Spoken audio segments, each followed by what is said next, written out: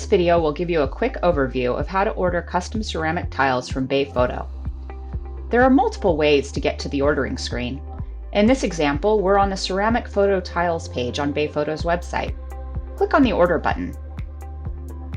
Bay Rose is another way to order, but for this tutorial we'll cover our online ordering system. Click Order Now to be taken directly to the Ceramic Tiles catalog. Every Great tile starts with a Great file, so the first thing we'll do is upload our files by going to the Upload Photos button. You can browse to the files on your computer or drag and drop them into the Upload window. Your files will appear in the film strip. If you have already signed up for a BayPhoto account and uploaded files, you can sign in to access your stored images and image collections.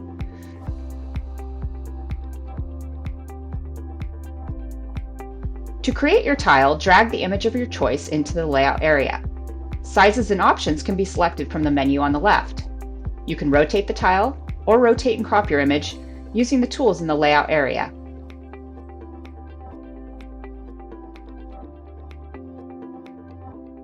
When your tile is just right, adjust your quantity if desired and click the button to add to cart. To order several tiles at once, you can use the checkbox to select the images you want to include and drag them all into the layout.